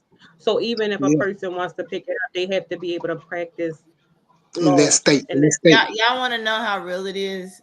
The same day that I was attacked, 2 years later was the same date that I had trial. Talk about mental health and the victim, considering her what she going through, and like that's a very touchy date for me. Y'all want me to testify on the same damn day? Right. I didn't even testify because I let him plead. I could have went to trial, but that was a gamble. Yeah. 12 white people decided my fate. In Not to say Asheville. not to say that I don't trust white people, but Shit, I don't. Especially here in I Bas- said, Asheville. Basco, I write this said, I don't. I mean, I have nothing against them, but I just don't trust them. you shouldn't write this trust down. nobody. Bosco, can you write this down? Yeah. For Dr. sure. Berkeley said, try reaching out to the Black Caucus first. Then look at people who sponsor bills in the past for women's rights and domestic violence. Is that from Doc? Yeah, Okay. I Let me can. see. I Okay. can. I see it. I I can look see into. it. I can look into the second part. Let me take a screenshot right quick. I'm sorry you sick. I'm sorry you sick, Mama. Bless you, bless you. Bless God you. bless Appreciate you. I can God look bless into you. the God it. bless Thanks. you. I look into the second part. All right, I got it. Yeah, I'll check it out myself too. I got it. I'm so I sorry took that a. you had to experience all of this. Are you still experiencing stuff like now? Yeah, being what's it called? Blackballed.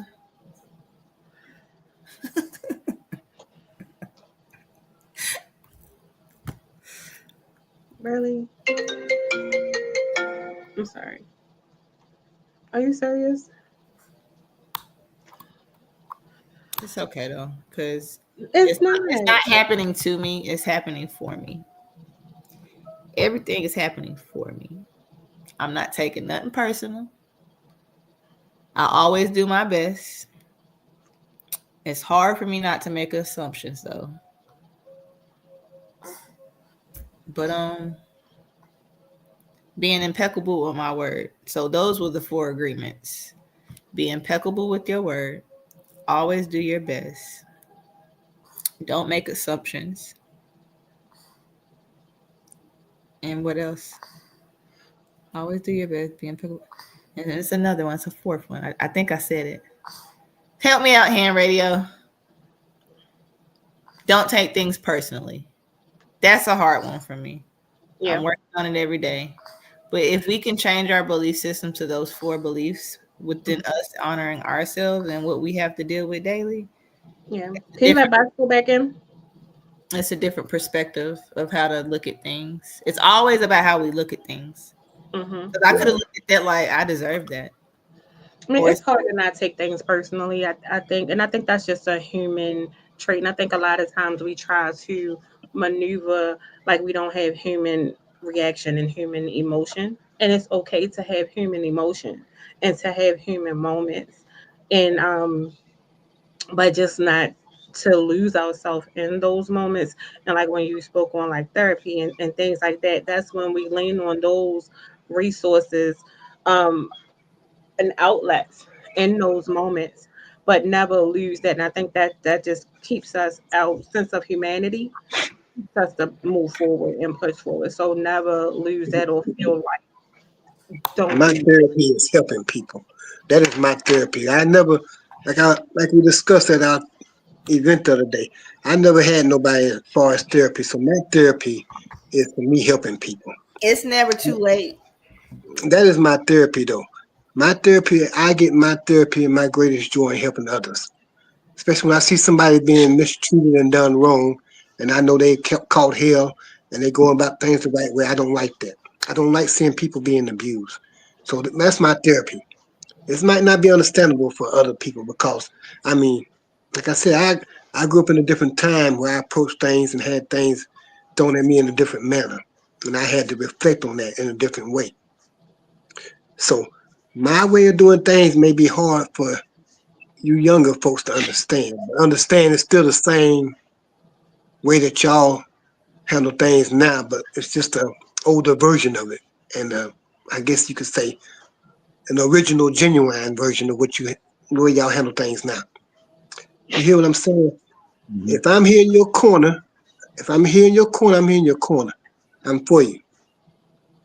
There's no doubt, no question about that whatsoever. I believe in backing people that support people. Now I see 3 of y'all on this screen right here, so all 3 of y'all, I be pushing, I be pushing. I gotta get more to pushing your radio station, Bosco. I'm gonna get to doing that too, but yeah, I be pushing What's Appreciate the it. radio station? VMix Radio, VMIX Radio. It's on Live 365 and TuneIn, the TuneIn app. I play everything, everything. Do you like have people come on? Now I just started. I'm still programming. It's Okay. music right now. I'm just still programming. But once I get everything Congratulations. programmed, then I'm gonna, you know, well we do all that stuff on this station right here. Okay. You know he think Yeah. he what's his name? What's his name? I think he DJ Who? I can you lucky I can't think of his name right now. He think he We, um it.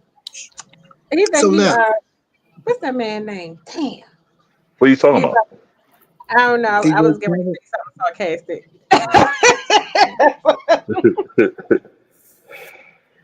That's who would you talk? I mean, what? He's a DJ, you said? No, I'm talking about you. Oh, what about me? I was going to say talk about you. I was like, because when she said, "Do you have people on?" I was gonna be like, no, he think he DJ. What's that man? Oh, not Khaled. Who? Nah, don't compare me to Khaled. Khaled is whack. He can't even DJ. Okay, Khaled think he the best. He said we the best. They were talking about that man the other day saying he was upset. But yeah, so now, hey, understand, real people recognize real, and y'all real people. So yeah, it's only right. It's only right. It's only right that I keep connecting with good people in this journey I've been on. And y'all gotta understand, I might go overboard sometime. I know I had a tendency to go overboard, but hey, if I didn't believe in you, I would support you the way that I do. Understand that. Word. I don't think it's a such thing as overboard when it comes to support.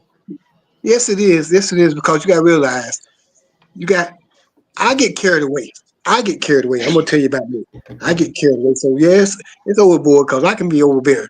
You might say, okay, well, I'll talk to you later. Well, damn, I got this going on. I got da. You might say, okay, we can wait until that could wait. I mean, it can be overboard. But yeah, sometimes you just gotta recognize things.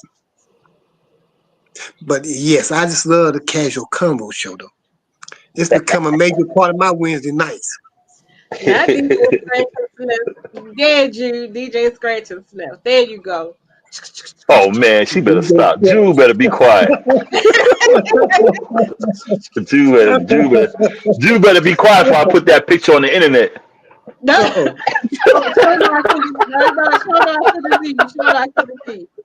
So tell her she better not play with me.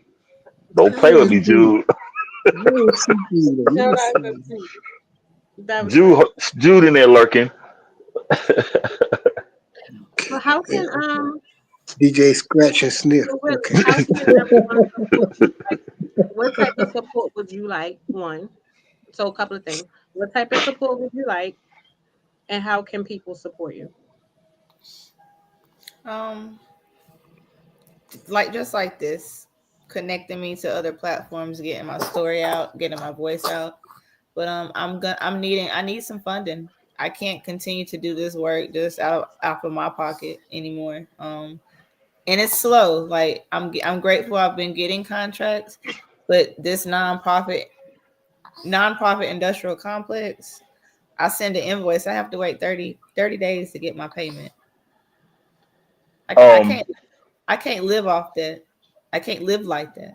I have 2 children and bills. Well, I'm gonna donate right now. It's just I'm on my phone, so I can't see the. Oh,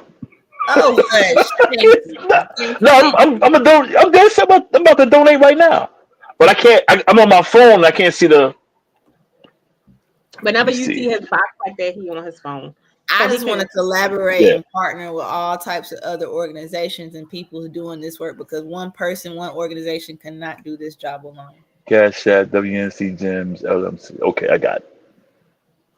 So just sharing this story, sharing who I am and what I do, because I know today is a milestone. This is a milestone. This is an honor. Black History Month, going into Women's History Month. Like I am honored. I'm honored. You gotta come back, right?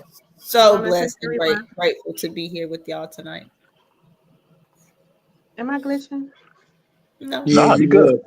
You was for a minute. You gonna come back for Women's History Month?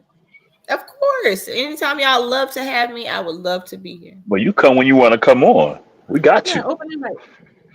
Yeah, when you want to come on. I mean, we can talk about all types of things. My father has been in prison all my life. Well, they talk about all kinds of things. I mean, I've been through hell and back. Here you go, Whitney. Thank you. I love you. Thank you. I was joking. I got your back, fool. Come on, man. I got your back. It's just him that we got to keep in line every week, as you can see. He goes What? straight sometimes, but we got to bring him back. Hey, well, Mike is not on the show today, so somebody got to do it.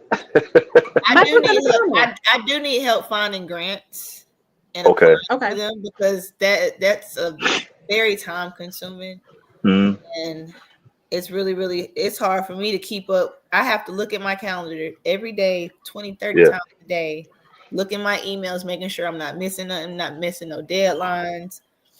Yeah. Dang, that's a lot of work. So is this your job? Is this your life right here? Or you still have I gave up working for other people. You said you would too. And I meant it. And I didn't know it would be this though. I know. I remember you saying back in, I think it was like 2019, like, I'm tired of working for people. Da-da-da-da-da-da. Hell yeah, that's what's up, man. That's what's up. Hell yeah. Yeah, but I got you saved, so I'll be a contributor, try to get you on you, get this thing going, man. But I'm definitely down. Giving on her list. All right, we got you. All right, so sharing definitely your organization, connecting with different platforms to get your story out, and maybe your story get into the right hands. Grants. What else? Just sending me love. Just sending me genuine love, not fake love. Because you got genuine here. I know, and I feel it. And I'm so grateful. I truly am, you guys. Like, who's to say what this is gonna do? I already look. I just got an inbox on Instagram from someone who said that they work at a shelter. Hell yeah. Nearby, and they will see if they're gonna see if they got funds. Hell yeah. If I can come and do some sound healing for their residents. Yay. Look at God. Look at God. There you go. You take that man right there in that corner over there. Let me point the right way. But let's speak on what I need done. And I had to be something at the right angle. I don't want to be pointing over there when he's over here, Awareness. You said what? It's organizations getting a substantial amount of funding. Yeah. But they're not allocating it to the right places. It doesn't make any sense. And then they got there's nerves to say budget cuts. Yeah. And that's the problem right there. So it's holding organizations and systems accountable. Yeah, I think when they make the cuts, they always make the cuts in the places that you need it the most. Always. But they made the organization off the people's problem. Right, exactly. That's why it doesn't make any sense. Oh, it makes clear sense. They just don't know we have any. I'm talking about, yeah. That's what I'm getting at. They're not going to cut their pockets, but they'll cut off what they don't care as long as it don't affect them. It only matters when it start affecting a certain bracket household. That's it. Just like we see it now with like even down to what is it, like the opioid crisis, energy bills and all of that stuff.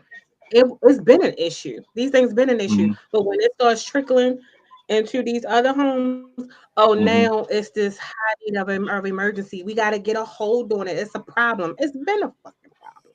But you wanted to cut resources to like inner cities and to the poverty-stricken communities or low-income homes because it didn't matter. But now that it's hitting your home, it matters. We're not doing that. And we seeing it happening now with the housing resources, the federal funds for the different programs. Those are things that people need just to stay afloat, and you can take that away. How am I denied access to a community space that in a place that I live? Yeah. Exactly. Yeah. I got a question. This might be a little left field. It might be looking further down the road. Have you ever thought about maybe one day running for office? You You already know it. Well, they don't know it. I'm not into the politics, but I know that's what has to be done for real change to happen. Yeah. So I think if I know that I have to go that route, unless we do what we were talking about, getting a law made, but I know that getting into office and being one of those leaders, authentic leaders who's been the shit that they're advocating on, not just talking about what they've been through to get things changed. It's possible. Well, if you do, you holler at us so we can start promoting you way ahead of time. So we can say, hey, we got a candidate, da da da da.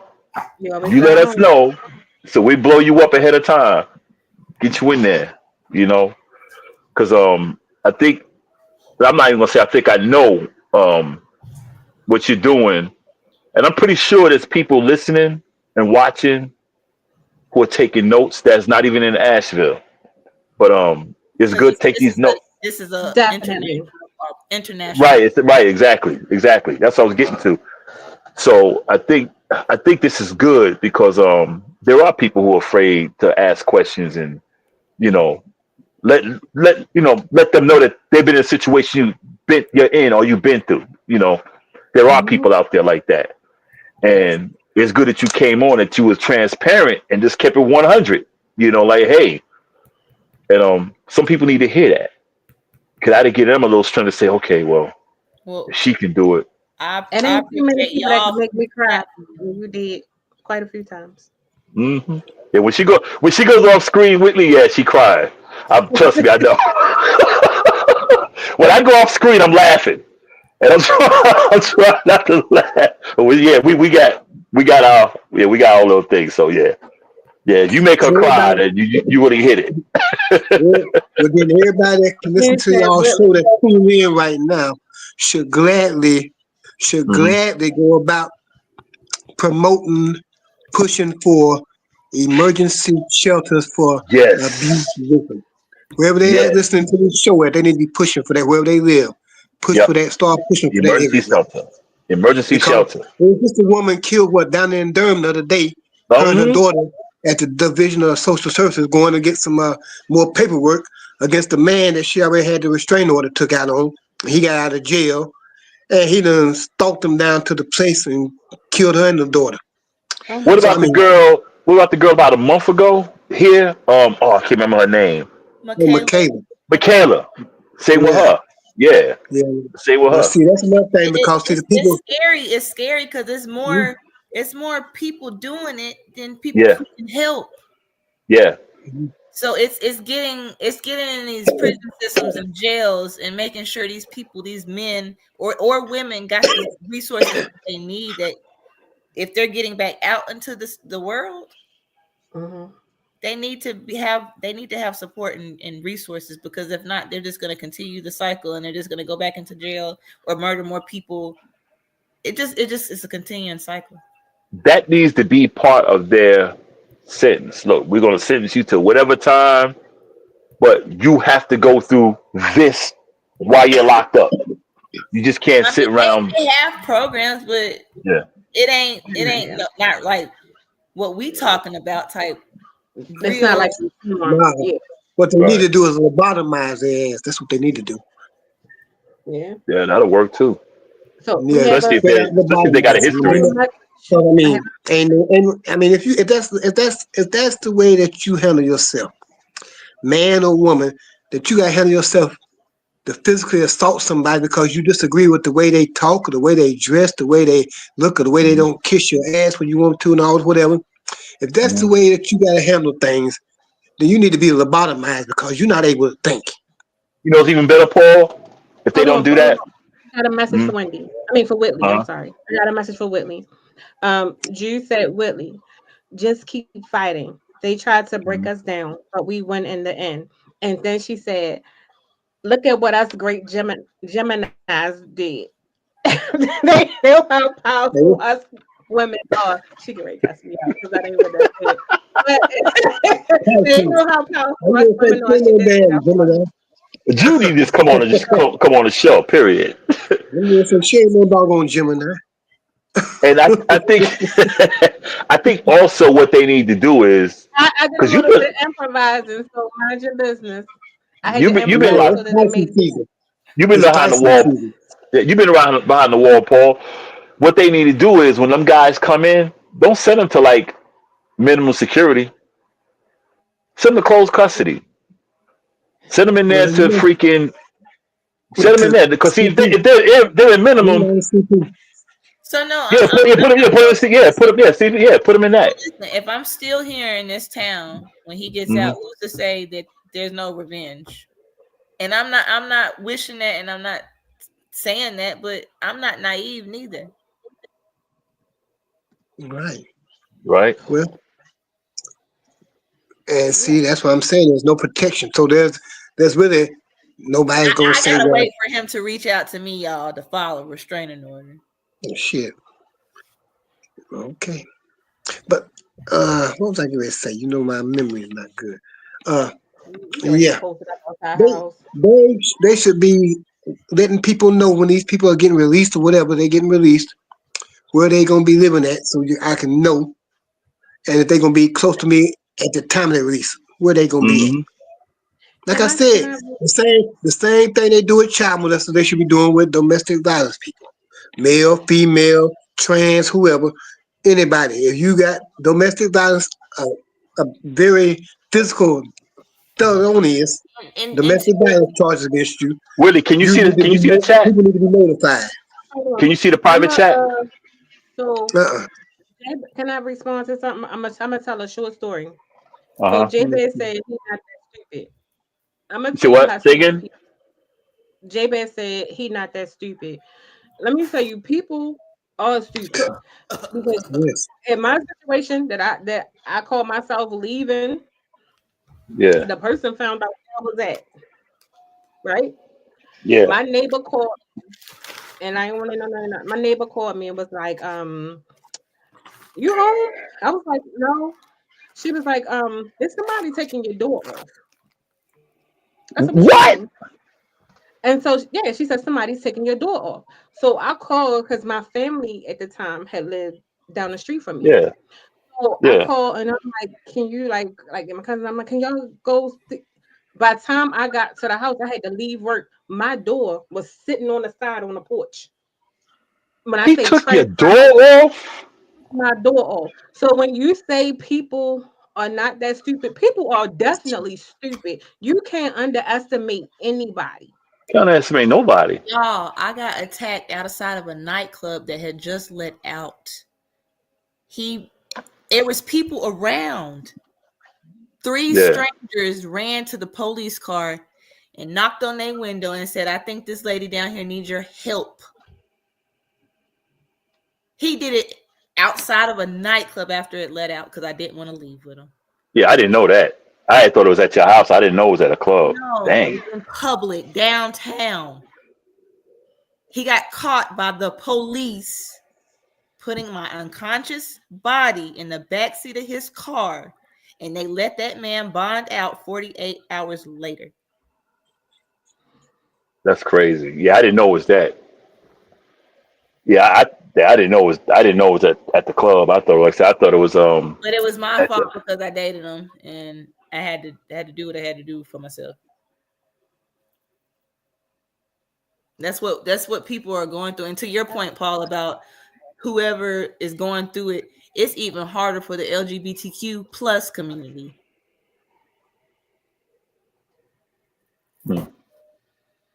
I mean, it's gonna be difficult for everybody because there's no protection for nobody against domestic violence. At all. They don't they care. didn't. What it is, y'all, because I'm a community health worker. I specialize in violence prevention. So I'm a Mhm. community health worker in the state of North Carolina.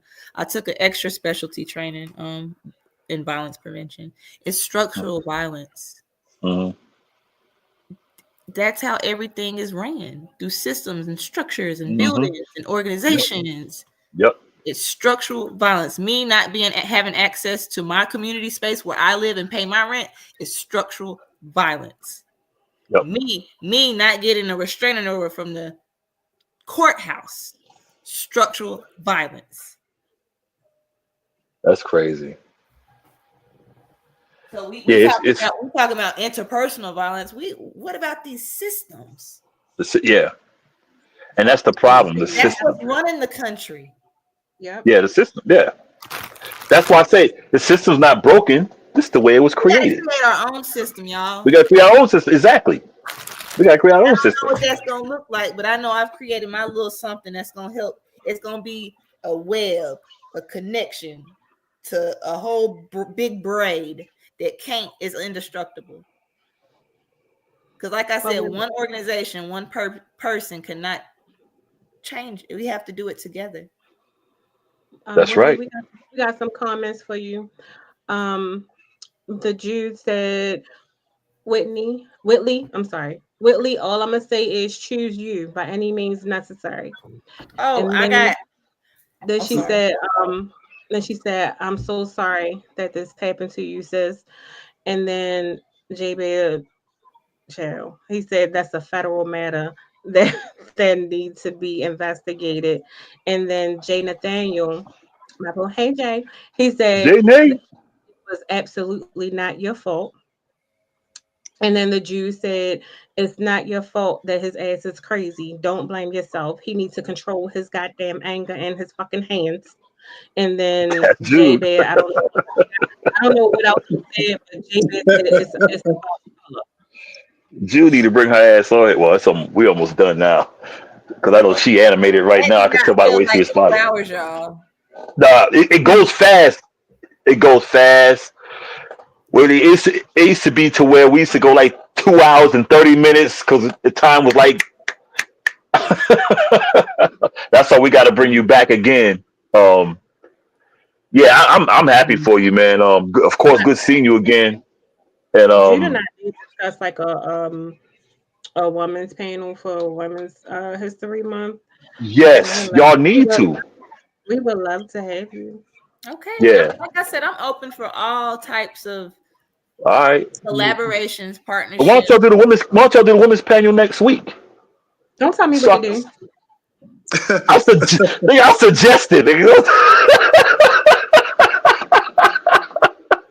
I suggested. You didn't hear the question mark at the end of the sentence. I did not. I did not. You know how I talk, man. That was the question. The question. Suggested. Even I heard that way over here. Yeah, that's the question. See how they be jumping on me? Yeah, y'all should do that. Like, I mean, next month is the best month to do it in. No, don't say next month. See how men don't listen. How about next week? How's that? How that sound? Next week, the first week. I have to schedule. Mookie might be busy. Jude might be busy. You can't tell people. Jude is not busy. You know Jude ain't busy. Jude ain't busy on a Wednesday. You know what Jude doing. This is Jude on Wednesday. Let me tell you on my perspective. That's Jude on Wednesday. Don't even show. No, she be busy. She be watching for me. Let me speak from a man's perspective. Now let me tell you, I can't get your Baltimore accent. I can't do it like y'all do. That's Jude. Y'all know that March Pisces season kicks off Sunday.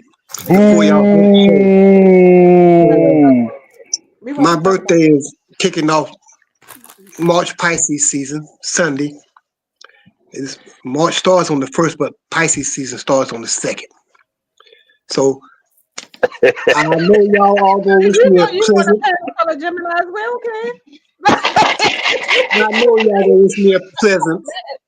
Oh yeah, we got you, Paul. We got you, Paul. You had to tell us about the Pisces though, but we got you. Gemini in there. That's what you put on Juice. Because I know Juice said she was a Pisces. You gonna put Gemini up there? No.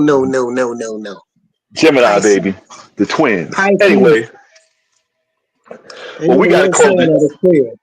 We gotta close the show. It's at almost at 2 hour mark. Anyway, we had a good show. Yes, y'all did. To close it up, Thank you for tuning in to Casual Convo Show. Watch us every Wednesday from 8 to 10 p.m. on Facebook. Pause.